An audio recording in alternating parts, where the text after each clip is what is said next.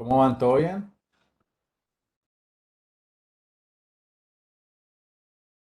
Bien, profe, ¿y tú cómo has- Bien, bien. Bien aquí. Todo bien. Estoy compartiendo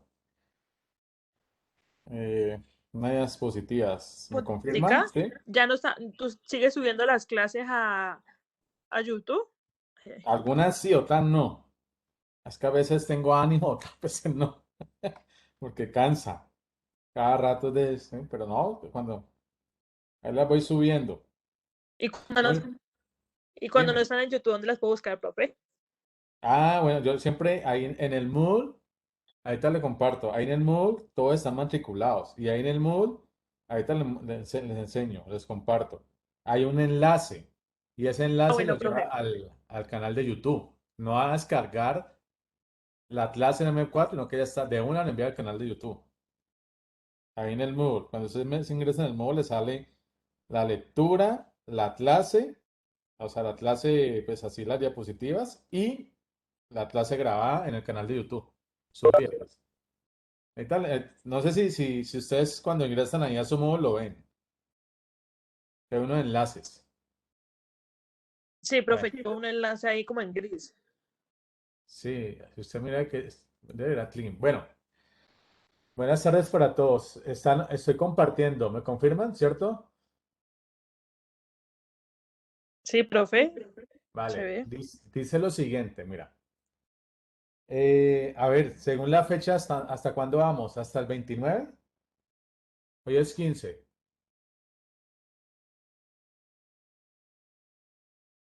¿Me confirman? ¿O hasta el 29? ¿O hasta el 5 de junio? No sé. Bueno, los dos.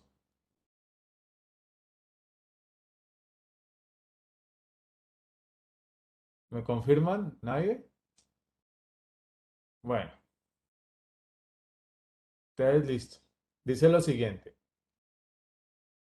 Pautas de trabajo final. Ese es el trabajo final, no es el parcial final. Es el trabajo final. ¿Y cuáles son las pautas de trabajo final? Son las siguientes. Dice, tenga en cuenta los modelos vistos en clase, principalmente el modelo gravitacional y el modelo de la ventaja comparativa. Y obviamente, tenga en cuenta los conceptos de las economías de escala, comercio intra e interindustrial. Luego, los elementos analíticos de la macroeconomía y la microeconomía hay que tener en cuenta. Y hay que tener en cuenta las relaciones causales que explican las principales variables de análisis para una economía, como por ejemplo, tamaño de la economía, Producto Interno Bruto, cercanía geográfica, eficiencia de la producción y asignación de recursos nacionales y bienestar económico. Con base en estos elementos que tengo que tener en cuenta, ¿me están escuchando, muchachos? No sé, pregunto. Hola, hola. Profe, Sí, profe. Bien. Con base en estos que de pronto no sé si estoy aquí solo. Con base en estos elementos que se debe tener en cuenta que hay que realizar. Lo siguiente. Tema. Bloques comerciales a los que pertenece Colombia. Te recuerden la clase de integración comercial. Los países se integran comercialmente, recuerda el modelo gravitacional, en función del pi o la distancia. Pero además de ello, también existen unas modalidades de integración comercial, como el libre comercio, unión aduanera, mercado común y así sucesivamente. Entonces, Colombia pertenece a estos bloques comerciales: la Comunidad Andina de Naciones, el ALAI, el Grupo de G3 y la Alianza Profunda del Pacífico. Hay cuatro bloques comerciales. Ahora, en ese sentido, ¿qué se debe desarrollar? Primero, describir brevemente las alianzas comerciales que usted abordará. Segundo, prepare un documento en el que se aborde las siguientes recomendaciones para el país. O sea, en el documento que van a realizar, deben darle unas recomendaciones al país. ¿Cuáles?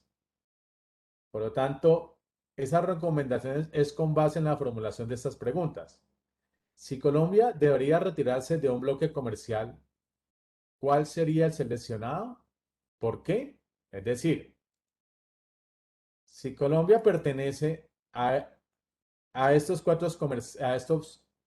cuatro bloques comerciales, ¿en cuál debería seguir? ¿Sí? Ok, perdón aquí. ¿En cuál debería seguir de esos cuatro bloques comerciales? ¿Por qué?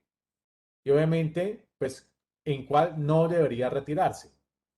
¿Sí? Entonces, analizamos estos cuatro bloques comerciales y por lo tanto, yo al realizar el análisis de estos bloques comerciales con base en lo que tenemos que tener en cuenta, pues por lo tanto tengo que establecer si Colombia debe seguir en alguno de esos bloques o no. Y por lo tanto, ¿qué se va a calificar? El uso correcto de los conceptos, modelos vistos en clase que le permitan argumentar su decisión.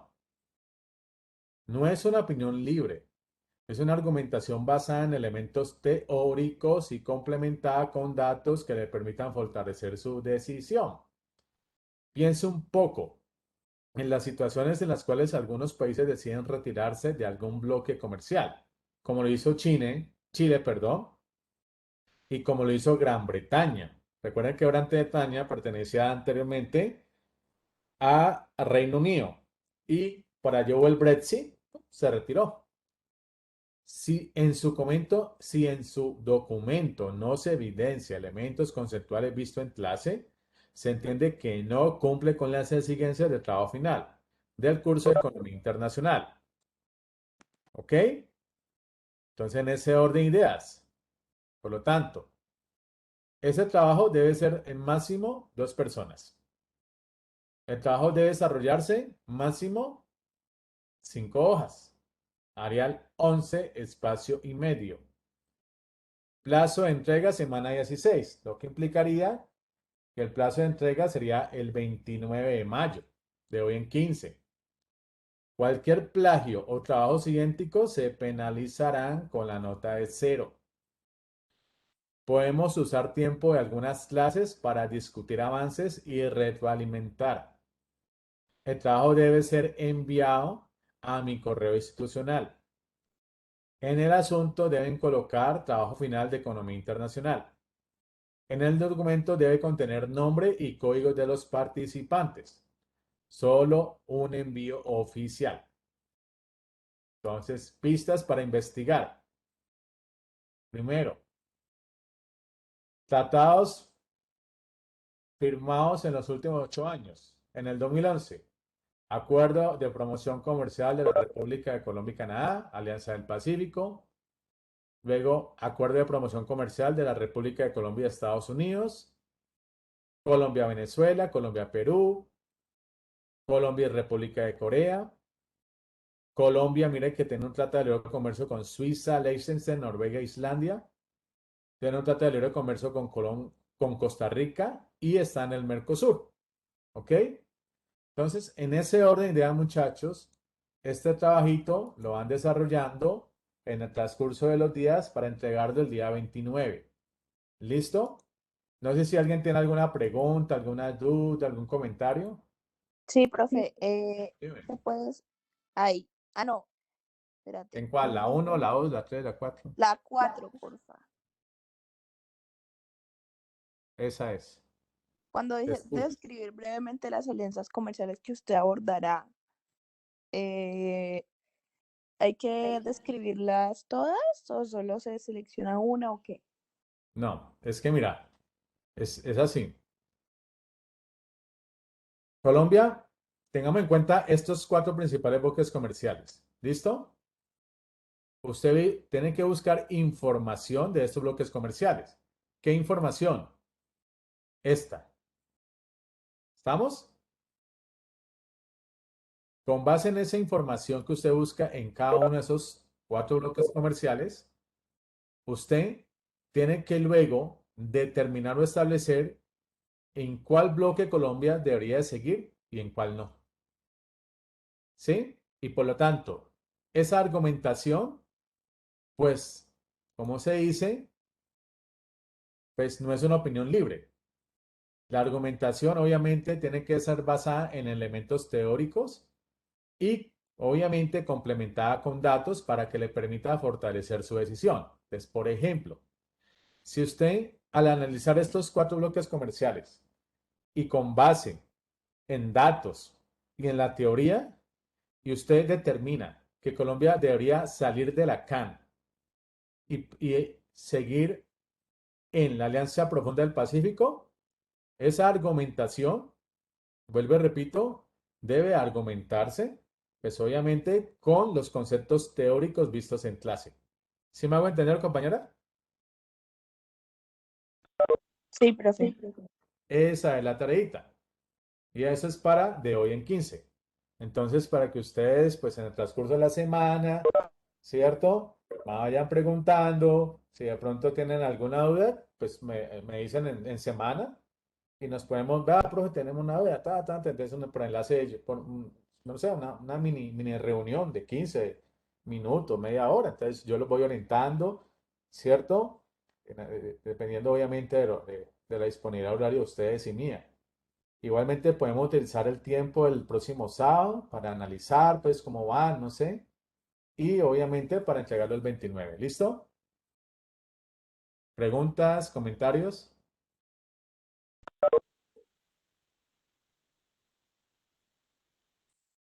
¿No? ¿Nada? Bueno, No, pues, profe, por ahorita no. bueno. Pues entonces ahí estoy en la jugada, pues, para que ustedes también vayan investigando. ¿Listo? Ya comparto la clase. Creo que no me ha habilitado, no me la detecta. Creo que me la detecté. Detéctela. Eso. No me la he detectado. De momento, detectala. Ya la detecto aquí. Listo. Listo. Bueno, empiezo, muchachos. Les dice lo siguiente. Pues, como ustedes saben, la economía se ve en dos campos de estudio, que es la micro y la macroeconomía. La microeconomía, recuerden que cuando ustedes vieron por ahí fundamentos de economía y teoría económica, recuerden que la microeconomía lo que hace es estudiar el comportamiento de los agentes económicos, ¿cierto? Las empresas y las familias. Y la macroeconomía lo que hace estudiar es el análisis del comportamiento de variables macroeconómicas, como el PIB, la inflación, el desempleo. ¿Ya? En ese orden de ideas, pues las economías, pues obviamente la gran mayoría pasaron de una economía cerrada a una economía abierta, lo que implica que pasar de una economía cerrada a una economía abierta no solamente se importa o se exporta bienes y servicios, sino que a medida que las economías gradualmente comienzan a desarrollarse en el tiempo y a generar mejores condiciones de crecimiento económico con base en la economía abierta, pues ello determina obviamente que no, además de intercambiar bienes y servicios, también se intercambian activos financieros. Entonces, miren, debido a esta economía tan globalizada, a los avances de la comunicación, de la información, la informática, en fin, ¿cierto? Pues en cualquier momento usted puede ingresar, ¿cierto? Como un inversionista y comprar, digamos, una acción de Google, una acción de Apple, una acción de Amazon o comprar una divisa, que es un activo financiero. Entonces, ¿cuáles son esos principales conceptos de esa macroeconomía abierta?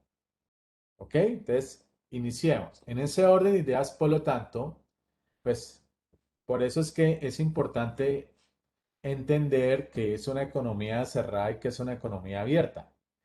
Como ustedes ya saben, una economía cerrada es aquella que no interactúa con otras economías del mundo. Como no va a interactuar, pues obviamente no va a haber presencia ni de exportaciones ni importaciones, ni mucho menos de intercambio de capital, es decir, de activos financieros. Pero en una economía abierta, pues obviamente es aquella que interactúa libremente con otras economías alrededor del mundo. Entonces miren que les acabo de ilustrar, pues que mire que Colombia, pues no solamente intercambia bienes y servicios con Corea del Sur, sino que también intercambian pues activos financieros, ¿ok? En ese orden de ideas, ya diferenciando lo que es una economía cerrada y una economía abierta, por lo tanto, pues vamos a concentrarlo a lo que es una economía abierta, porque obviamente en un curso de economía internacional, pues le implicaría que se debe tener más en cuenta una economía abierta que una economía cerrada, porque la gran mayoría de las economías, pues utilizan este modelo económico, economía abierta, pues para obviamente haber mayor oferta de bienes y servicios y que obviamente se genere unas mejores condiciones de crecimiento y desarrollo económico. Por lo tanto, una economía abierta interactúa con otros países de dos maneras. Primero, comprando y vendiendo bienes y servicios en el mercado mundial de productos. E igualmente, comprando y vendiendo activos de capital en el mercado financiero mundial. Entonces, vuelvo y repito, no solamente se intercambian bienes y servicios, sino que además se pueden comprar y se pueden vender activos financieros, como la compra y venta de alguna divisa o la compra y venta de alguna acción de una empresa. ¿Me están escuchando, muchachos? ¿Estamos acá? No sé. Hola. Profe, Bien, gracias. Por lo tanto, vamos a lo siguiente, que es el flujo internacional de bienes de capital. Entonces vamos a entrar en materia. Entonces dice, como ustedes ya saben, la economía que representa el libre mercado, la economía capitalista, la economía abierta, siempre va a ser los Estados Unidos. Como ustedes saben, los Estados Unidos, como es la primera potencia mundial, es una economía grande y abierta. Claro, en los Estados Unidos son, si no me falla la memoria, como 300 millones de habitantes. Son 300 millones de habitantes con ingresos medios y altos. Es por ello que las importaciones y las exportaciones, pues obviamente que se presentan en Estados Unidos son enormes. Imagine toda la cantidad de exportaciones e importaciones que tienen que realizar Estados Unidos para poder que todos puedan satisfacer sus necesidades. Debe ser enorme, ¿no? 300 millones de habitantes. Por eso es que a través de 4 décadas pasadas, el comercio internacional y financiero, pues obviamente ha logrado obtener importancia dentro de los mercados internacionales. Por lo tanto, en ese orden de ideas, pues, ¿qué es la exportación? Como ustedes ya lo deben de saber, pues son bienes y servicios que se producen domésticamente y son vendidos en el extranjero. ¿Y qué es una importación? Son bienes y servicios que se producen en el extranjero y que se venden en el mercado doméstico. ¿Listo? Por lo tanto, en ese orden de ideas, muchachos, pues las exportaciones netas que se identifican como NX son el valor de las exportaciones de una nación menos las importaciones. Es por ello que también se le puede llamar a las exportaciones netas como la balanza comercial. Por lo tanto, en ese orden de ideas, una balanza comercial puede ser negativa o positiva. Si una balanza comercial es negativa, pues como ustedes ya saben, hay un déficit comercial. Y por lo tanto, dicha situación implicaría que el país estaría importando más de lo que exporta. Si hay un superávit comercial, implicaría que las exportaciones netas serían positivas. Por lo tanto, las exportaciones serían mayores a las importaciones. Y por lo tanto, un balance comercial implicaría que tanto las exportaciones y las importaciones son iguales. ¿Ok? Por lo tanto, en ese orden de ideas, muchachos, dicen, pues, ¿cuáles pueden ser los principales factores o variables que inciden sobre las exportaciones netas? Entonces, primer factor. Un factor muy importante que incide sobre las exportaciones netas son los gustos de los consumidores por los productos nacionales o extranjeros. Entonces, ustedes como saben, muchachos, todos tenemos diferentes gustos y preferencias. Y en algún momento, con base en nuestros gustos y preferencias, pues implicaría que en algún momento vamos a preferir más o los bienes nacionales o los bienes extranjeros. Y por dicha situación, pues eso genera un efecto sobre las exportaciones netas. Otra variable importante es el precio de los bienes en el país y en el extranjero. Claro, nosotros como consumidores, cuando vamos a adquirir un bien o servicio, siempre nos fijamos en una variable que es muy importante, que es el precio. Por lo tanto, por eso es que constantemente analizamos el nivel de precios de nuestro país con el extranjero y de alguna manera el nivel de precios en nuestro país y en el extranjero tienen un efecto sobre las exportaciones netas. Otra variable también muy relevante es el tipo de cambio. ¿Sí? Como ustedes saben, el tipo de cambio es el valor de una moneda con respecto a otra. Entonces, por eso es que generalmente, cuando ustedes ven indicadores económicos, siempre la moneda de referencia siempre va a ser el dólar. Entonces, obviamente, el tipo de cambio es una variable muy relevante que afecta a las exportaciones netas, porque los tipos de cambio en el que la gente puede utilizar la moneda nacional para poder comprar divisa. Por eso es que también es una variable muy relevante que incide mucho sobre las exportaciones netas de un país. ¿Cuál otras variables? El ingreso. Claro, es que cada uno de nosotros tenemos diferente ingreso. ¿Ok? Por eso es que el ingreso de los consumidores nacionales y extranjeros, pues va a afectar a las exportaciones netas de un país. Otra variable es los costos de transporte. Claro, porque es que las empresas, como producen bienes y servicios, tienen que pagar un precio por la utilización de esos factores de producción, lo cual es inevitable que las empresas no asuman costos de producción. Uno de esos costos de producción al cual las empresas tienen que asumir son los costos de transporte. Por eso es que los costos de transporte pues tienen una incidencia sobre las exportaciones netas. Y por otro lado, y las políticas del gobierno. Esas políticas del gobierno encaminadas hacia un mayor comercio internacional. Eso también tiene una incidencia sobre las exportaciones netas de un país. Entonces, en resumen, recuerden que hay factores que afectan a las exportaciones netas. Primero, nuestros gustos y preferencias, tanto por los productos o nacionales o extranjeros.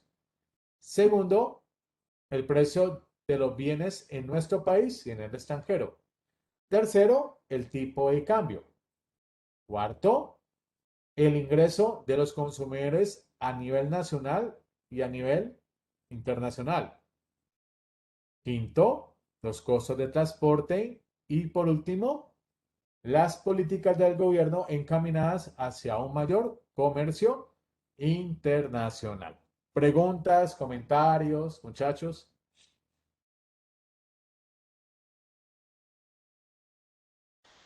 Estoy tomando agüita para refrescar la garganta. Hola.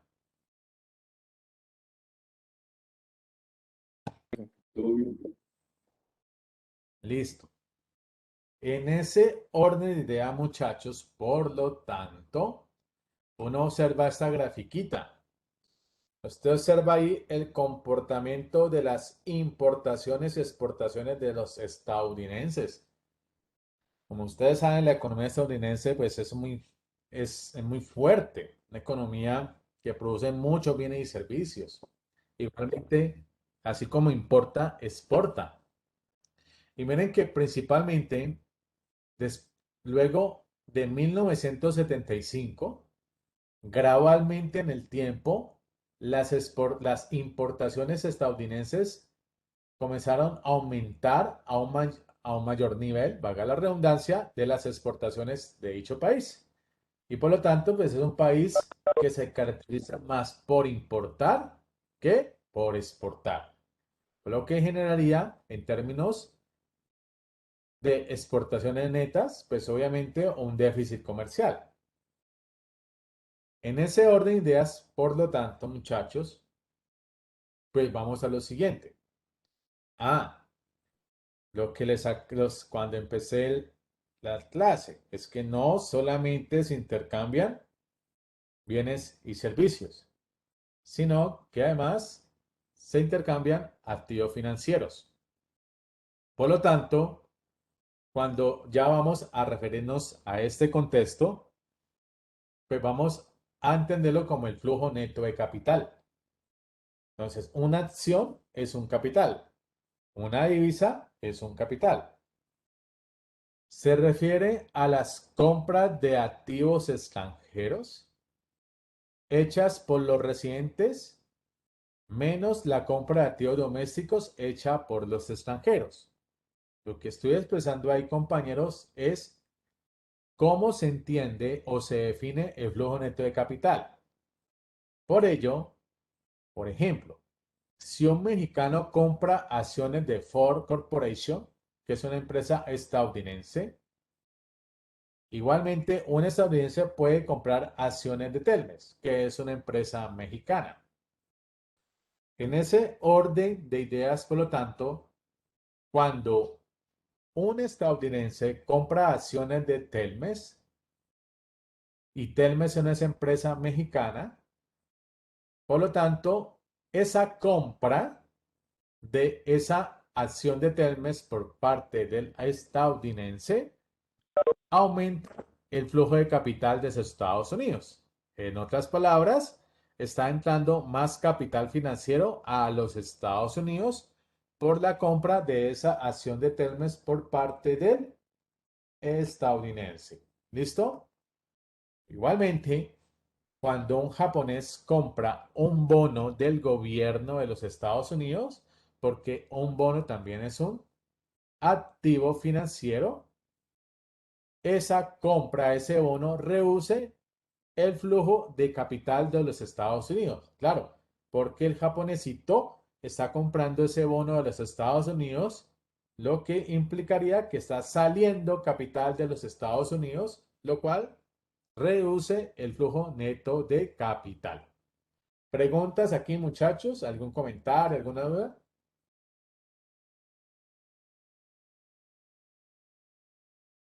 Profe, Refrescando la garganta.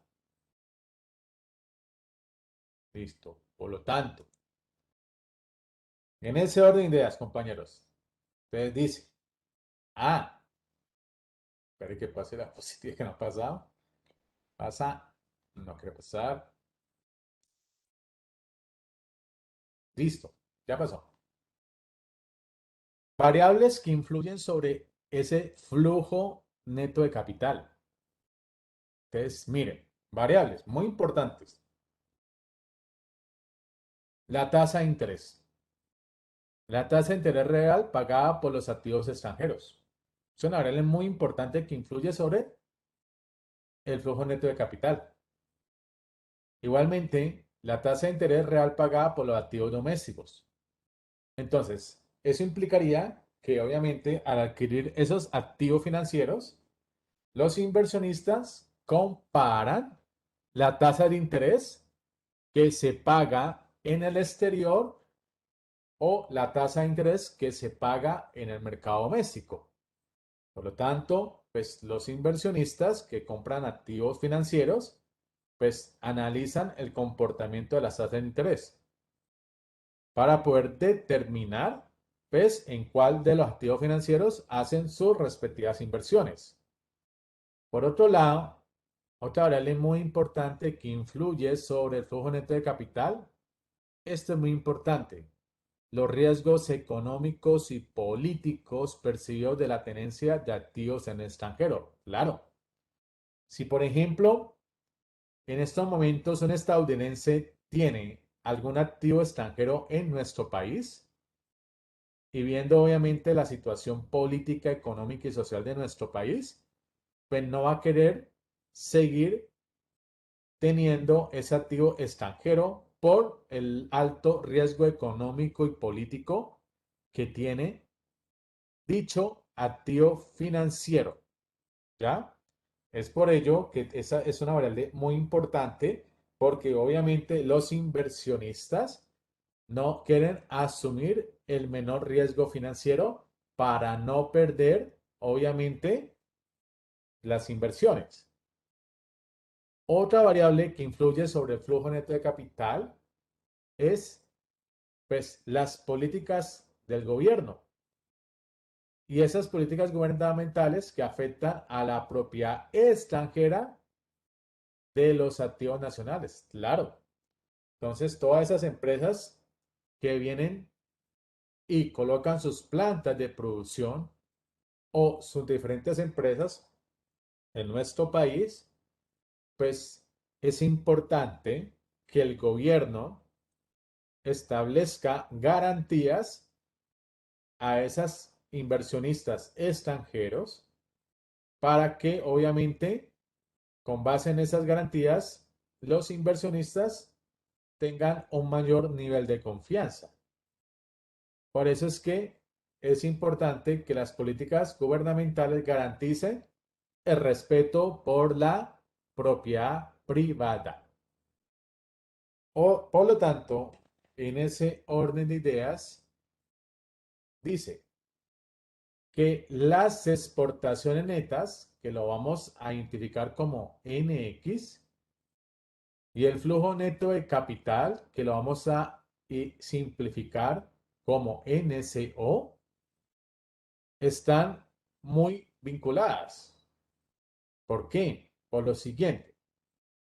Para una economía, las exportaciones netas NX y el flujo neto de capital NCO deben equilibrarse entre sí. Es decir, que el flujo neto de capital siempre va a ser igual a las exportaciones netas. ¿Por qué? Esto es así porque cada transacción que afecta a un lado también debe afectar a la otra parte de la misma cantidad. Es decir, si hay una transacción en las exportaciones netas, dicha situación va a afectar de la misma manera al flujo neto de capital. Es por ello que primero, para poder entender por qué están estrechamente vinculados el flujo neto de capital y las exportaciones netas de un país, debemos partir de esta igualdad o de esta equivalencia. Por lo tanto, en ese orden de ideas, muchachos, va a tomar agüita para refrescar la garganta. Pues viene lo siguiente. ¿Qué? Pues que obviamente los países o las familias y los estados, los gobiernos, las empresas deben generar ahorro para que con base en esos ahorros en un futuro hagan inversión. Y por lo tanto, ¿cuál será entonces la relación entre el ahorro y la inversión con los flujos internacionales. Dice lo siguiente, entiéndase que el ahorro es dejar de consumir en el presente para consumir en el futuro. Pero obviamente la capacidad de ahorro proviene de muchos factores, pero un principal factor de que genera o mayor o menor capacidad de ahorro es nuestro nivel de ingreso. Por lo tanto, en ese orden de ideas, recuerden que las exportaciones netas es un componente del PIB. Recuerden que el PIB, Y, que es el valor del PIB o el valor de la producción que realiza un país, va a ser igual a estos componentes del PIB. ¿Cuál? Consumo más inversión más el gasto público más las exportaciones netas. Por lo tanto, el ahorro nacional, pues es el ingreso nacional que queda después de pagar el consumo corriente y las compras del gobierno. Entonces, voy acá, pues que es el ahorro nacional, pues obviamente depende de nuestro nivel de ingreso. Pero con base en nuestro nivel de ingreso, pues obviamente consumimos bienes y servicios. Todos.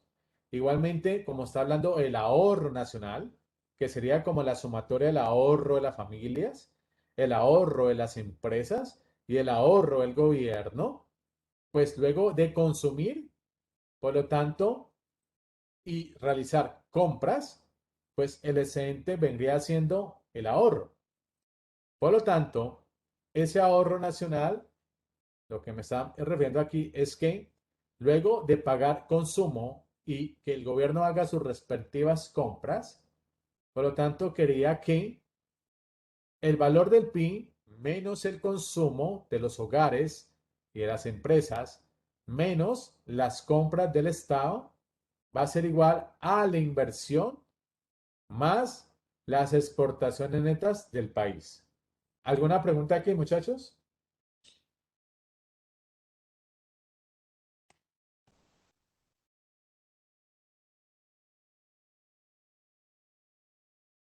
Hola.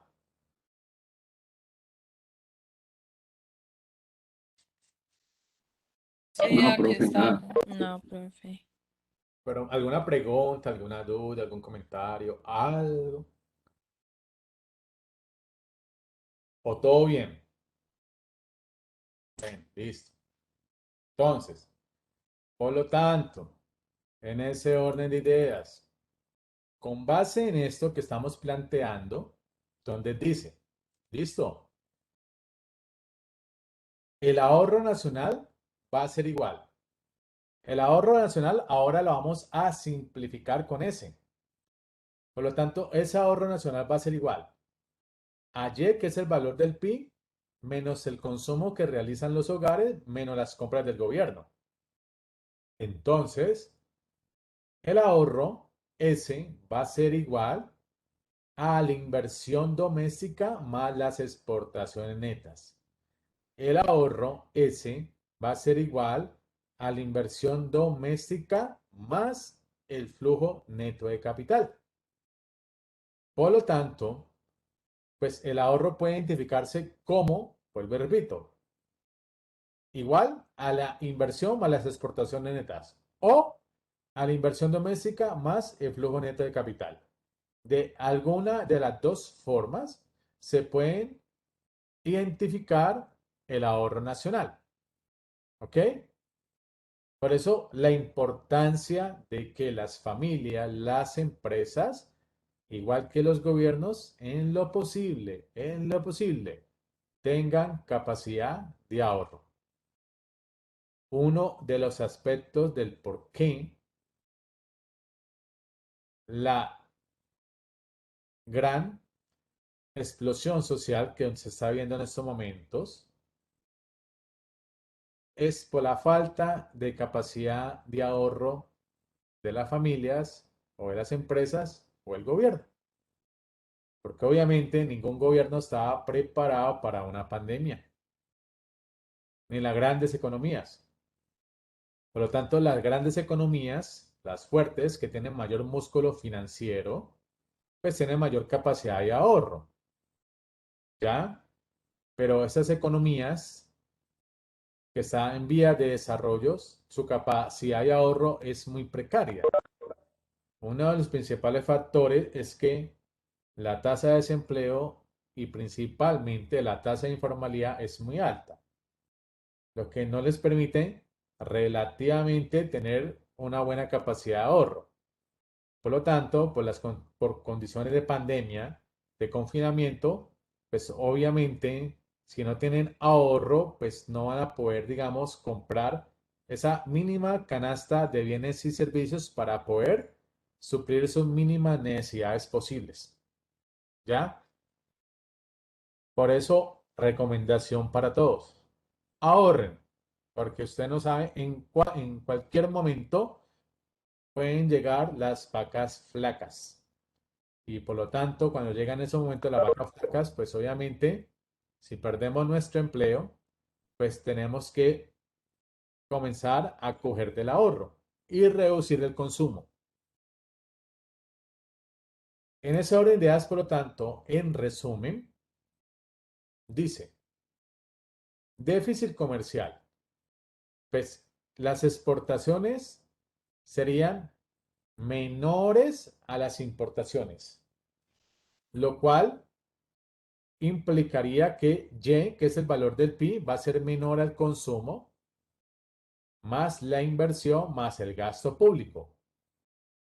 Lo cual, si el valor del PIB es menor al consumo, a la inversión, más el gasto público, es por ello que el ahorro va a ser menor a la inversión. Y como el ahorro va a ser menor en la inversión, pues por lo tanto, el flujo neto de capital va a ser menor a cero. ¿Por qué? Porque no hay capacidad de ahorro, por lo tanto, no hay capacidad, mucho menos de realizar inversión. Lo cual, pues, es imposible, por así decirlo, poder comprar activos financieros de otros países. Por ello, pues, comienza a salir capital financiero de nuestro país, lo cual generaría un flujo de salida de mucho capital financiero de nuestro país. ¿Me hice entender ahí, muchachos, en esa primera parte o alguna pregunta?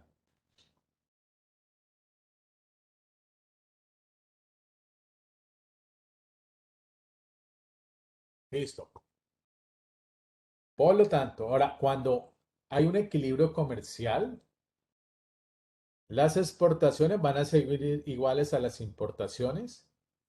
Por lo tanto, las exportaciones netas van a ser igual a cero. El valor del PIB va a ser igual al consumo más la inversión más el gasto público, lo cual el ahorro va a ser igual a la inversión y por lo tanto el flujo neto de salida de capital va a ser igual a cero. Entonces, aquí en este caso, pues habría obviamente una balanza comercial equilibrada. Y por lo tanto, cuando hay un superávit comercial, las exportaciones van a ser mayores a las importaciones, lo cual las exportaciones netas van a ser mayores a cero, lo cual el valor del PIB va a ser mayor al consumo más la inversión más el gasto público. Y si el valor del PIB es mayor al consumo, a la inversión más el gasto público, pues genera mayor capacidad de ahorro y por lo tanto va a ser mayor a la inversión. Y en ese orden de ideas, el flujo neto de capital va a ser mayor a cero. ¿Por qué? Porque si hay ahorro, nos va a permitir poder hacer inversiones en la compra de activos financieros de otros países, lo cual, cuando compramos activos financieros de otros países, como una acción, por ejemplo, de Telmex o de Google, ingresa a nuestro país más capital financiero. Es por ello que en una situación de superávit comercial, el flujo neto de capital va a ser mayor a cero. No sé si me hice entender o alguna pregunta, muchachos.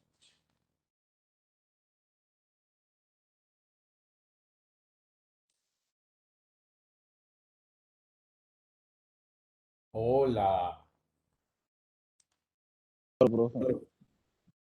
Bueno, gracias. Listo. En ese orden de ideas, por lo tanto, pues en esta grafiquita usted observa, muchachos, el comportamiento de la inversión nacional y el ahorro. Claro. Si hay mayor ahorro, que es el verdecito, nos permite realizar mayores inversiones. Si cae el ahorro, ¿cierto? Cae también la inversión. Si aumenta el ahorro, aumenta la inversión. Si disminuye el ahorro, disminuye la inversión. Si aumenta el ahorro, aumenta la inversión. Entonces, por eso es que es muy importante que las economías, como las familias y las empresas, puedan tener capacidad de ahorro. Para que en momentos de vacas flacas podamos, obviamente, poder coger de los ahorros y sostenerlos mientras, obviamente, la coyuntura cambia. Por lo tanto, en ese orden de ideas, muchachos, pues eso implicaría que en el caso del flujo neto de capital, si ustedes observan en la grafiquita, mire que aquí está en términos positivos el porcentaje del PIB y en términos negativos el porcentaje del PIB. Por lo tanto, miren que en esos periodos de tiempo, el flujo neto de capital comenzó a ser mayor, lo que implicaría que en estos momentos, como en este piquito, por allá casi en 1965, si el flujo neto de capital era mayor a cero, es porque la economía estaba mostrando un superávit comercial, lo cual había mayor capacidad de ahorro para hacer inversión. Y por lo tanto, con base en esa capacidad de ahorro, pues generaba compra de activos extranjeros de otros países, lo cual el flujo neto de capital sería mayor a cero. Pero obviamente, miren cómo va cambiando en el tiempo el comportamiento del flujo neto de capital y comienza a reducirse el flujo neto de capital. Y entonces, esta reducción del flujo neto de capital es principalmente, como lo acabo de mencionar, porque la economía puede estar enfrentándose a un déficit comercial. Es decir, importa más de lo que exporta. Por lo tanto, pues el valor del PIB sería menor al consumo, a la inversión en el gasto público, lo que implicaría que el flujo neto de capital vendría siendo menor a cero. Entonces, miren que aquí hay una leve recuperación, pero igualmente crece en términos negativos y luego se genera una reducción del flujo neto de capital, pues crece en términos negativos. Es decir, está saliendo mucho capital extranjero de nuestro país. En ese orden de ideas, por lo tanto, muchachos, dice lo siguiente, que recuerden que hay variables que afectan considerablemente a las exportaciones netas. Y una de esas variables que afectan a las exportaciones netas, como lo mencioné ahora, es el tipo de cambio. Recuerden que el tipo de cambio es el valor de una moneda con respecto a otra. Pero es muy importante poder luego diferenciar entre el tipo de cambio nominal y el tipo de cambio real. Entonces, ¿a qué se refiere el tipo de cambio nominal de una moneda? Dice lo siguiente. La mayor parte de las transacciones de comercio internacional obviamente se utilizan realizando dinero. Sin embargo, al no existir una moneda internacional común, se hace necesario el intercambio de unas monedas por otras para poder realizar transacciones con los residentes de otros países. Vamos a considerar a partir de ahora el intercambio entre economías con monedas distintas. Es por ello que la relación de intercambio entre dos monedas se le considera como el tipo de cambio nominal, que es el precio relativo de una moneda con respecto a otra. Por lo tanto, muchachos, el tipo de cambio es de una moneda con respecto a otra extranjera, se define como el número de unidades de la moneda extranjera que se intercambian por una unidad de moneda nacional.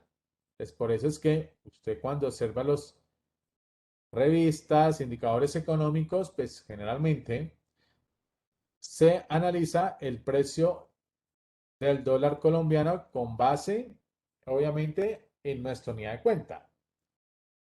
Por lo tanto, entendiendo que el tipo de cambio nominal de una moneda hace referencia al precio de nuestra moneda con respecto a otra, por lo tanto, muchachos, entonces ejemplito. Así, por ejemplo, si un euro se intercambia por 1.25 dólares, el tipo de cambio del euro con respecto al dólar es de 1.25 dólares por euro.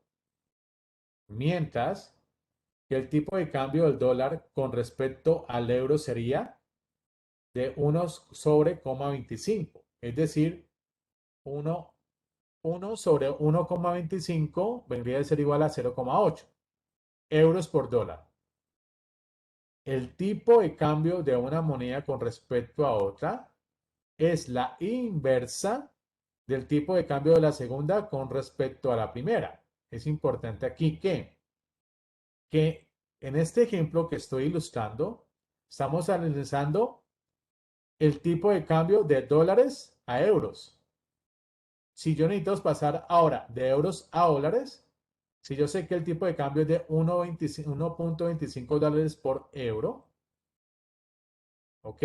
Necesito saber ahora cuántos euros se necesita por un dólar. Si necesito saber cuántos euros necesito por un dólar, pues el tipo de cambio lo divido por 1. Y por lo tanto, al dividirlo por 1, me permite establecer la cantidad de euros por dólar. Por eso es que la inversa de la multiplicación es la división. ¿Ok? ¿Alguna pregunta aquí, muchachos?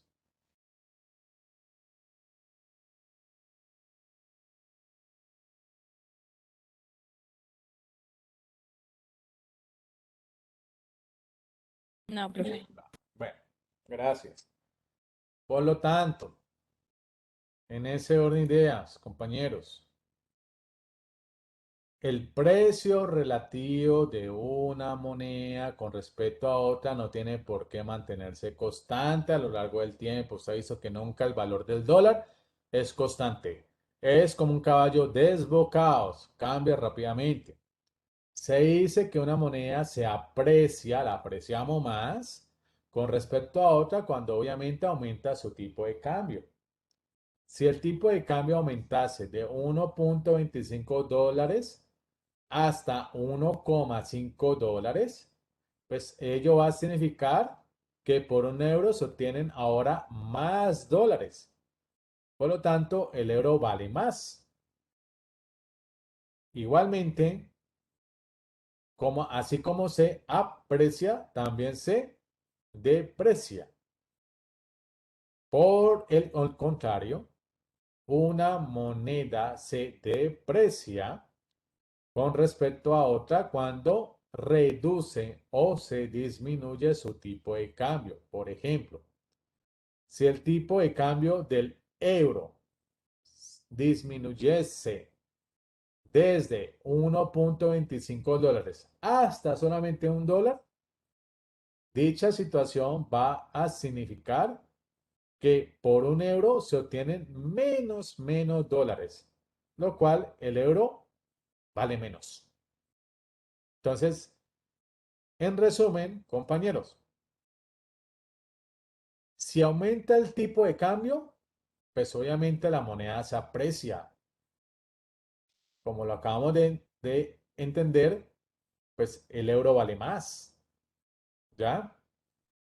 Pero como el precio de una moneda nunca se mantiene constante en el tiempo, por eso usted ve que cuando ve la gráfica del dólar, pues obviamente es como un caballo desbocado. Así como se aprecia, en algún momento también se deprecia. Y esa depreciación, pues si disminuye el tipo de cambio, pues obviamente la moneda se deprecia, lo cual el euro vale menos. ¿Ya? Por lo tanto, en ese orden de ideas, muchachos, lo siguiente, que este ejemplito. Primero, por su propia definición, el tipo de cambio también sirve para expresar en unidades de una determinada moneda los precios vendidos, perdón, en unidades de otra moneda distinta. Así, para conocer el precio en dólares de un producto valorado en euros, bastaría con multiplicar dicho precio por el tipo de cambio del euro con respecto al dólar. Es decir, si yo multiplico el precio en dólares, en euros, y lo multiplico por el tipo de cambio, pues me va a permitir, por lo tanto, saber el precio del dólar de un producto. Por ejemplo, vamos a un ejemplo para poder entender mejor. Dice, ya vamos con el ejemplito. Igualmente, para conocer el precio en dólares de algún producto valorado en euros, basta con dividir por el tipo de cambio en euro. Anteriormente, aquí es conocer el precio de ese producto en dólares. ¿Ok? Y aquí conocer este producto, el precio de este producto en euros. En uno multiplico por el tipo de cambio, en el otro lo divido por el tipo de cambio. Es por ello, muchachos, que, por ejemplo, si el tipo de cambio del euro con respecto al dólar es de 1.25 dólares por euro, entonces dice, primero, un kilo de arroz vale 2 euros. Si un kilo de arroz vale 2 euros, ¿cuál es su precio en dólares? Pues cojo el precio en dólares, que son los 2 euros, y lo multiplico por el tipo de cambio, que es 1.25. Y establezco que ese kilo de arroz en dólares equivale a 2.5 dólares. ¿Ok? En euros, ese kilo de arroz vale 2 euros. Y en dólares vale 2.5 dólares. Por lo tanto, ¿dónde es más caro el kilo de arroz? ¿En Europa o en Estados Unidos, muchachos? No sé si están acá. Hola.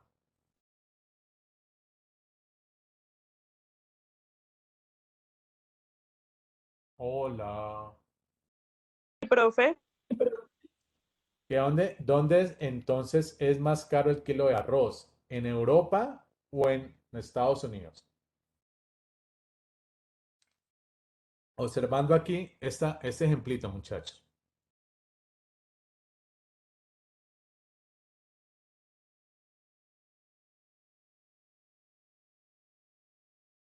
En Estados Estoy, Unidos. efectivamente. Por lo tanto, gracias compañera. Ahora, un kilo de naranjas vale 3 dólares. Si un kilo de naranja vale 3 dólares, ¿cuál es su precio en euros? Entonces necesito pasar ahorita ese kilo de naranjas que en Norteamérica vale 3 dólares, pasarlo a euros. Por lo tanto, para pasarlo a euros, cojo el precio en euros, que sería 3 dólares, dividido por el tipo de cambio, que es 1.25. Y determino que ese kilo de naranjas en euros vale 2,4 euros. Entonces miren que para saber el precio en dólares de un producto en euros, lo multiplico por el tipo de cambio. Y el precio en dólares, a pasarlo a euros, lo divido por el tipo de cambio. Y aquí establezco el precio de ese kilo de arroz en dólares y el precio de las naranjas, pero en euros. ¿Estamos ahí por ahora bien, muchachos? No sé, pregunto, dudas, inquietudes. Hola.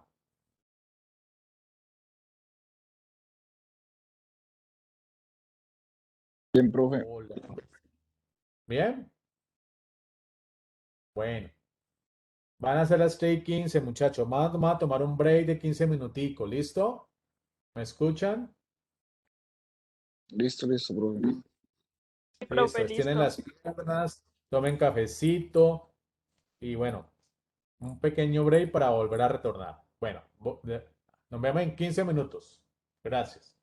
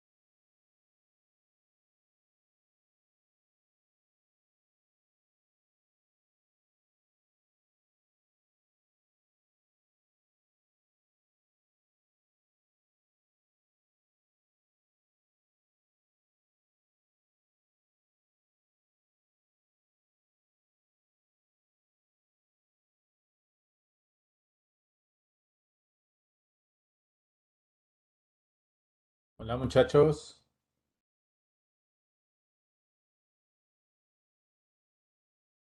Hola.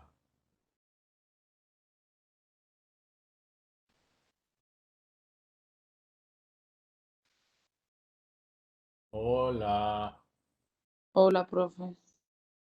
Bueno, gracias. Segundo tiempo, espero que hayan estirado, en fin, el segundo tiempo. Entonces, en ese orden ya entendiendo para todos qué es el tipo de cambio nominal y qué es una apreciación del tipo de cambio nominal y qué es una depreciación del tipo de cambio nominal. Entonces recuerden, si aumenta el precio de nuestra moneda con respecto a la otra, hay una apreciación del tipo de cambio. Es decir, nuestra moneda vale más. Si hay una depreciación del tipo de cambio, pues nuestra moneda vale menos. En ese orden de ideas, por lo tanto, muchachos, ahora es el otro concepto. ¿Cuál? Base positiva, no me dejes quedar mal. Listo, ya. Tipo de cambio real. Entonces, ahora, ¿qué es el tipo de cambio real? Entonces dice lo siguiente, muchachos. Así como el tipo de cambio nominal se define como la relación a la que pueden intercambiarse dos monedas entre sí, el tipo de cambio real indica la relación a la que pueden intercambiarse los bienes de un país por los otros bienes de otros países. Ustedes miren la diferencia.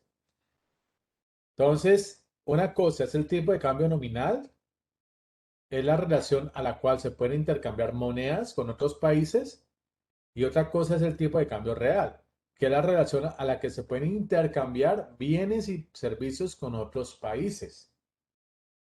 Es por ello, por lo tanto, que luego planteando el ejemplo. Ejemplo, dice lo siguiente, muchachos, vean.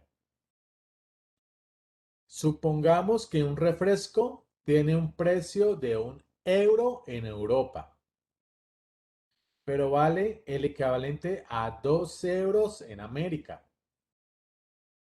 Diríamos entonces que un refresco europeo se intercambia por medio refresco americano. Es por ello que el tipo de cambio real se calcularía de la siguiente forma.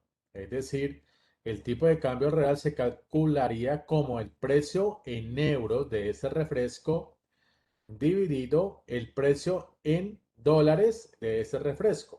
¿Ok? El precio en América en euros de ese refresco y el precio en euros de ese refresco. Entonces, por eso es que ese refresco, o bien en ese orden de ideas, en Europa sería, en Europa sería €1. Entonces, por eso es que si el precio en Europa es de €1 y el precio en América es de €2, por lo tanto, eso equivale que ese refresco va a ser de 0,5 porque 1/2 es 0,5 euros. O sea, el valor de ese refresco en dependiendo de a cuál país nos estamos haciendo referencia. Por lo tanto, en ese orden de ideas, muchachos, ahora lo siguiente es que en realidad, como ustedes ya saben, el tipo de cambio real se calcula utilizando un precio medio o promedio nacional, PN, y un precio extranjero, P extranjero. Dado que el precio extranjero está expresado en otra moneda, para convertirlo en moneda nacional, es decir, pasar de dólares a pesos colombianos, por ejemplo, hay que multiplicarlo por el tipo de cambio. Por tanto, el tipo de cambio real puede calcularse como el cociente, que es la división entre el precio nacional medido o medio en euros, PN, lo multiplico por, obviamente, el tipo de cambio. Y obviamente lo voy a dividir por el precio extranjero. Por lo tanto, lo más importante de todo esto, muchachos, es lo siguiente, que obviamente, pues los bienes se encarecen o abundan. Entonces, un encarecimiento hay una escasez de cierto bien. Por lo tanto, el estudio de la evolución del tipo de cambio real dice que es muy importante, ya que indica que los bienes nacionales se abaratan o igualmente se encarecen con respecto a los extranjeros.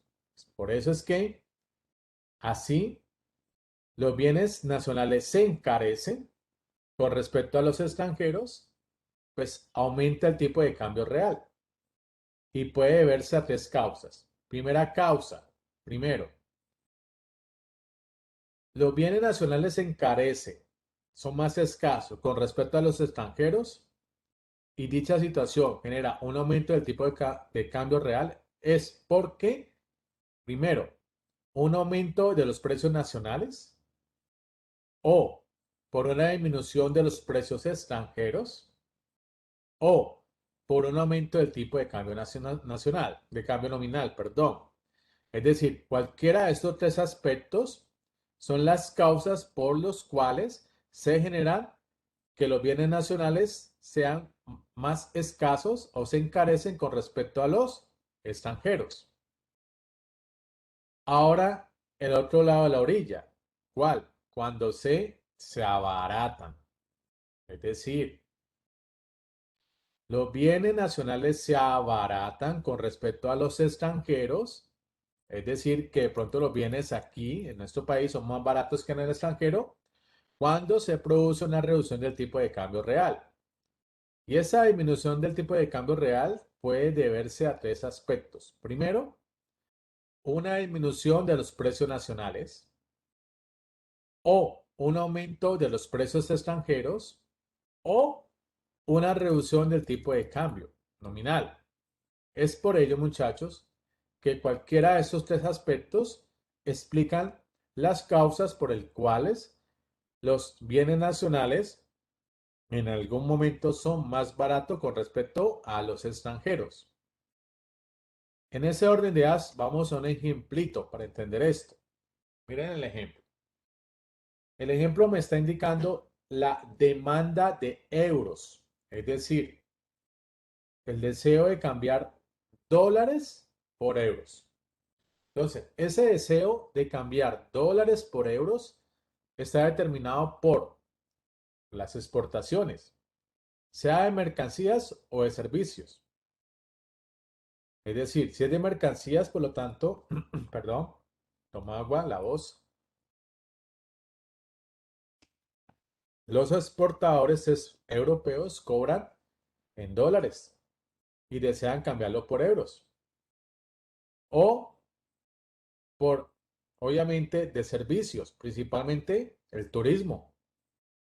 Los turistas que visitan Europa desean cambiar dólares por euros. Por lo tanto, además de ello, el deseo de cambiar dólares por euros también está determinado cuando se presenta una entrada de capital financiero. Es decir, los residentes en el extranjero que quieran colocar sus capitales financieros en Europa desean cambiar los dólares por euros. ¿Qué necesitan para comprar esos activos financieros? Por lo tanto, con base en esto, muchachos, es decir, con base en el deseo de cambiar esos dólares por euros, pues por lo tanto, lo siguiente, si aumenta la renta extranjera, los extranjeros van a demandar más productos nacionales y por lo tanto, las exportaciones van a aumentar y obviamente, la demanda de euros va a aumentar. Si disminuye la renta nacional, entonces los extranjeros van a demandar menos productos nacionales, lo cual las exportaciones se van a reducir, por tanto la demanda de euros va a disminuir. Si aumentan los precios nacionales, los productos nacionales se encarecen con respecto a los extranjeros, lo cual las exportaciones se reducen y la demanda de euros disminuye. Si disminuyen los precios nacionales, los productos nacionales se abaratan con respecto a los extranjeros, lo cual aumentan las exportaciones y la demanda de euros aumenta, muchachos. Si aumentan los precios extranjeros, los productos nacionales se abaratan con respecto a los extranjeros y por ello las exportaciones aumentan y la demanda de euros también va a aumentar. Si disminuye los precios extranjeros, los productos nacionales se encarecen con respecto a los extranjeros, lo cual las exportaciones se reducen y la demanda de euros va a disminuir. Aquí, importante, se aumenta también el tipo de cambio. Los productos nacionales se encarecen con respecto a los extranjeros, lo que generaría una reducción de las exportaciones y la demanda de euros se va a reducir. Si disminuye el tipo de cambio, los productos nacionales se abaratan con respecto a los extranjeros y aumentan las exportaciones y la demanda de euros va a aumentar. Entonces miren cómo se generan todos esos efectos, muchachos, al obviamente establecerse aumento de la renta o disminución de la renta, aumento de los precios y así sucesivamente. Y cómo genera efectos sobre las exportaciones y el deseo de intercambiar euros por dólares. ¿Ok? Por lo tanto, en ese orden de ideas, aquí gráficamente, muchachos, lo siguiente. Mire la siguiente grafiquita. Mire la grafiquita de la demanda de euros. Como ustedes ya saben, toda curva de demanda tiene pendiente negativa. Y aquí en este eje es el tipo de cambio y en este es el euro. ¿Ok? La curva de demanda de euros, mi curva con pendiente negativa. Al aumentar el tipo de cambio de TC1 a TC2, TC1 a TC2, la cantidad de demanda de euros se reduce de D1 a D2, debido a que se reducen las exportaciones. Claro. Entonces, a un aumento del tipo de cambio genera menor demanda, obviamente, mejor demanda de dólares. Entonces, eso genera lo que me estoy aquí explicando, una reducción de las exportaciones. ¿Listo? Ahora, el otro lado de la orilla. No es la demanda, sino la oferta de euros. Voy a tomar agüita, muchachos. Es decir, ahora es el deseo de cambiar euros por dólar. Ese deseo de intercambiar euros por dólar está establecido o determinado por las importaciones de mercancías o de servicios. Los importadores deben pagar la mercancía en dólares. Por eso es que necesitan cambiar euros a dólares. Y obviamente está determinado por los servicios y principalmente el turismo. Los turistas europeos que visitan América, pues obviamente desean cambiar sus euros a dólares. Igualmente, ese deseo de cambiar euros por dólares está determinado por esa salida de capital financiero. Es decir, muchachos, los residentes en Europa quieren colocar sus capitales financieros en el exterior. Desean cambiar euros por dólares. ¿Qué necesitan para comprar esos activos financieros? Por lo tanto, con base en esto que estamos planteando, ¿cuáles serían los efectos, muchachos? Pues los siguientes. Si aumenta la renta nacional, se aumenta la renta de nuestro país, los nacionales demandan más productos extranjeros. Por lo tanto, las importaciones van a aumentar y la oferta de euros va a aumentar. Si disminuye la renta nacional, los nacionales demandan menos productos extranjeros, lo cual las importaciones se reducen y la oferta de euros también va a disminuir. Si aumentan los precios nacionales, los productos extranjeros se abaratan con respecto a los nacionales. Las importaciones van a aumentar y por lo tanto la oferta de euros va a aumentar. Si disminuyen los precios nacionales, los productos extranjeros se encarecen con respecto a los nacionales. Las importaciones van a aumentar y por lo tanto la oferta euros disminuye. Aumentan los precios extranjeros. Los productos extranjeros se encarecen con respecto a los nacionales. Es por ello que las importaciones se reducen. Por lo tanto, pues la oferta de euros va a disminuir. Disminuyen los precios extranjeros. Los productos extranjeros se abaratan con respecto a los nacionales. Las importaciones van a aumentar y por lo tanto la oferta de euros también va a aumentar. Si aumenta el tipo de cambio, los productos extranjeros se abaratan con respecto a los nacionales. Las importaciones aumentan, por lo tanto la oferta de euros también va a aumentar. Y por último, muchachos, si disminuye el tipo de cambio, los productos extranjeros se encarecen con respecto a los nacionales. Si se encarecen, pues el efecto sobre las importaciones es que van a reducirse. Y el efecto sobre la demanda de euros es que va también a disminuir. Entonces aquí estoy expresándoles e ilustrándoles, muchachos, pues obviamente, cómo es lo que acabo de ilustrar, que la situación del deseo de cambiar euros por dólares. Entonces ya lo estamos analizando no desde el lado de la demanda, sino desde el lado de la oferta. Como usted ya sabe, muchachos, toda curva de oferta tiene pendiente positiva.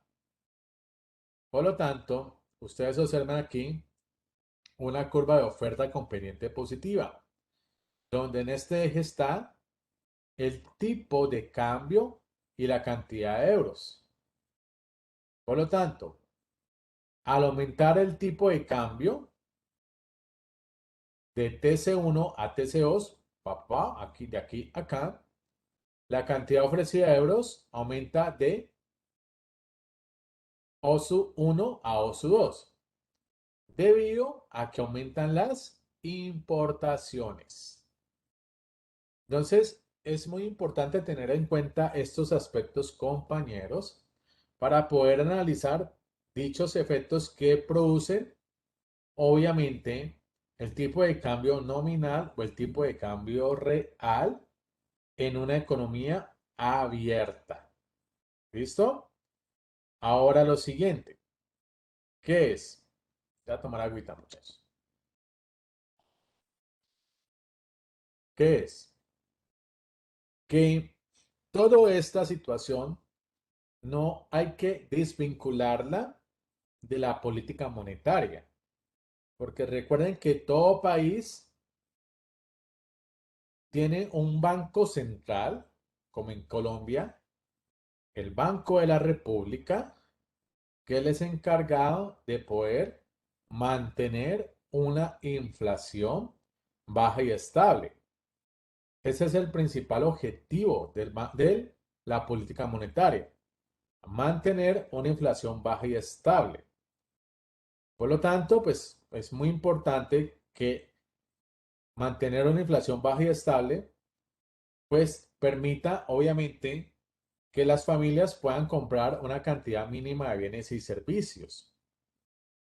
Por ello es que el Banco de la República está constantemente analizando el comportamiento de la inflación para que la inflación sea, digamos, crezca, pero en términos tolerables, que no afecte, pero en las mínimas proporciones nuestro nivel de bienestar.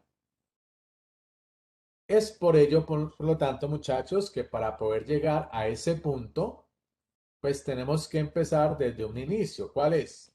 ¿Qué es el dinero? ¿Ya? Entonces, dinero. Como ya saben, pues hay muchas definiciones del dinero. Por lo tanto, el dinero se define como todo tipo de pago y que obviamente es aceptado por todos. Es decir, el dinero es un bien o una mercancía que sirve como medio para poder saldar todas nuestras transacciones. Es por ello, muchachos, que el dinero tiene unas características básicas, pero muy importantes. Aceptado por todos, es un bien duradero, fácil de transportar, es homogéneo y es de oferta limitada. De estas características del dinero, la más relevante, muchachos, es esta, de oferta limitada. Claro, es que la cantidad de dinero que circula en la economía no es infinita. Es que la cantidad de dinero que circula en la economía representada en monedas y en billetes no es infinita. ¿Por qué? Porque si hay mucho dinero circulando en la economía, pues eso obviamente produce mayor demanda de bienes y servicios.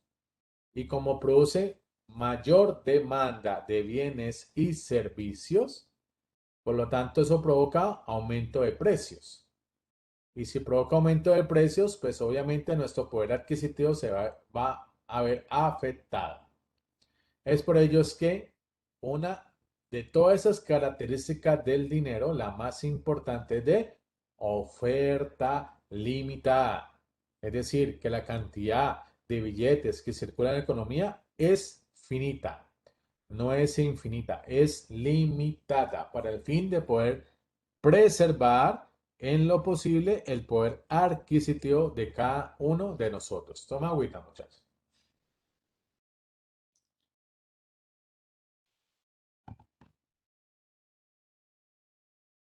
Bueno, ahí vamos. En ese orden de ideas, las principales funciones del dinero. Ah, es que obviamente esas principales funciones del dinero son, primero, que es un medio de pago, que es una unidad de cuenta. Por eso es que la unidad de cuenta de nuestra moneda es el peso colombiano. Y obviamente, pues una de las funciones del dinero es que es depósito de valor. Por lo tanto, en ese orden de ideas, es importante ahora, muchachos, diferenciar en qué. Pues, ¿qué es el dinero legal y qué es el dinero bancario? Pues el dinero legal está formado por los billetes y las monedas que emite una institución. Esa institución que emite esas monedas y billetes es el Banco Central de cada país. En Colombia es el Banco de la República. Y el dinero bancario es el que se genera en todo el sistema financiero. Y como ese dinero bancario es el que se genera en todo el sistema financiero, por eso es que se denomina como activos financieros. Entonces, hay dinero legal como dinero bancario. Por lo tanto, es importante ahora poder diferenciar en cómo se clasifican los depósitos. Es que los depósitos se pueden clasificar en tres categorías. O los depósitos a la vista, que son las denominadas cuentas corrientes. O los depósitos de ahorro, pues, donde se instrumentan todas nuestras libretas de ahorro. Y los depósitos a plazo. Comprende que el depositante se compromete a no retirar el dinero. Entonces, tengamos en cuenta, muchachos. Vuelvo y repito así rápidamente. Características del dinero, pues estas 6 características, pero la más relevante es que el dinero tiene como característica es de oferta limitada. ¿Qué funciones del dinero? Pues el dinero tiene estas 3 principales funciones: medio de pago, unidad de cuenta y depósito de valor. ¿Cuál es la diferencia entre dinero legal y dinero bancario? Pues la diferencia es que el legal es la cantidad de monedas y billetes que circulan en una economía que lo emite obviamente una institución. Y el dinero bancario es obviamente el que se genera en todo el sistema financiero. ¿Y cómo se clasifican los depósitos? O esos depósitos se clasifican a la vista, que son las denominadas cuentas corrientes, los depósitos de ahorro, donde obviamente se instrumentan toda nuestra libreta de ahorro, y los depósitos a plazo, muchachos, que comprende que nosotros cuando depositamos un dinero, tomamos la decisión de no retirar el dinero durante un determinado tiempo. Con base en estos contextos básicos de qué es el dinero, por lo tanto, muchachos, pues vamos luego a saber, es como todo mercado, recuerden que existen dos fuerzas que permiten que el mercado trabaje, la oferta y la demanda. Igualmente, el mercado del dinero está compuesto por una oferta monetaria y una demanda monetaria. Entonces, en ese orden de ideas, vamos a entender a qué se refiere la oferta monetaria. Esa oferta monetaria se refiere a la cantidad de dinero que circula en la economía que emite una institución. Por lo tanto, llamamos oferta monetaria a la cantidad de dinero que circula en una economía determinada. Y recuerden, muchachos, que esa cantidad de dinero que circula en la economía es de oferta limitada. Como es de oferta limitada, por eso es que el Banco Central de cada país, vuelvo y repito, Colombia, la cantidad de dinero que circula en nuestra economía es limitada para poder controlar la inflación. Y recuerden que la inflación es el aumento excesivo de los precios de la canasta familiar. Por eso es muy importante preservar una inflación que en lo posible sea baja y estable para poder preservar nuestro poder adquisitivo y con eso, con ese nivel de ingreso poder adquirir una canasta mínima de bienes y servicios. Por ello, la importancia de que el Banco Central aplique una correcta política monetaria para poder preservar nuestro poder adquisitivo. Pregunta, muchachos, dudas, inquietudes.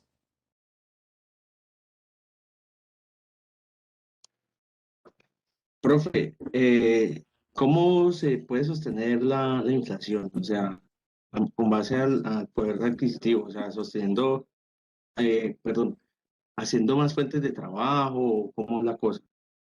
Mira, ¿cómo se puede sostener la inflación? Te la pregunta. Entendiéndose que la inflación es el aumento excesivo de los precios de la canasta familiar, entonces la inflación puede aumentar por dos formas, o por vías de la demanda o por vías de la oferta. Si aumenta por vías de la demanda, es generalmente porque hay mucho dinero circulando en la economía. Si hay mucho dinero circulando en la economía es porque la economía puede estar pasando por una expansión o un auge económico, donde todas, digamos, las empresas están produciendo y requieren de mano de obra, por lo tanto, reduce la tasa de desempleo y todos tenemos poder adquisitivo para demandar bienes y servicios. Pero el problema de ello es que, como demandamos más bienes y servicios, por lo tanto, los vendedores, obviamente como agentes económicos racionales, al observar dicha situación, también aumenta los precios de la canasta familiar. Entonces, ¿qué hace el Banco de la República? Pues como todos sabemos, el valor implícito del dinero es la tasa de interés. Lo que hace el Banco de la República es quitar un poquito de la demanda de bienes y servicios. Es decir, una herramienta que tiene el Banco de la República, que eso es lo que voy a explicar más adelante, es su tasa de intervención. Es decir, el Banco de la República aumenta la tasa de interés de intervención, los bancos aumentan sus tasas de interés. Y como aumenta sus tasas de interés, por lo tanto, pedir ya prestado dinero cuesta más. Eso genera un mayor costo del crédito.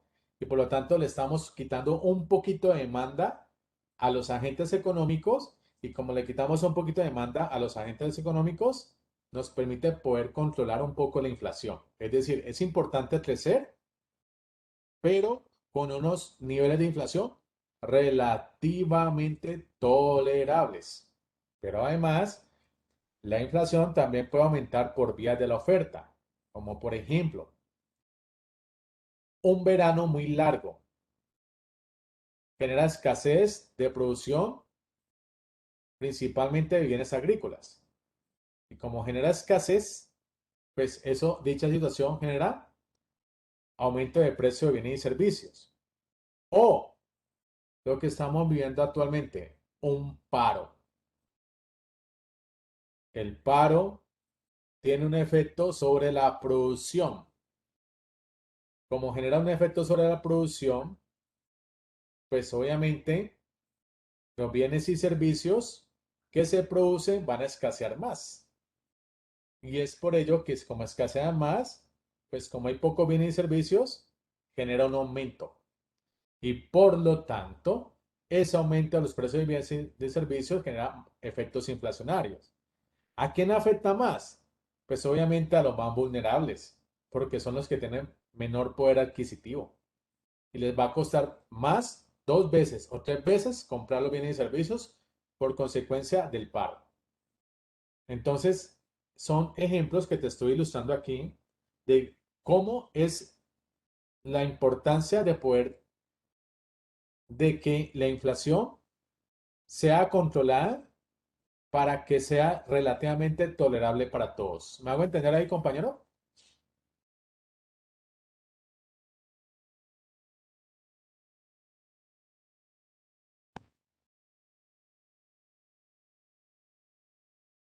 Hola,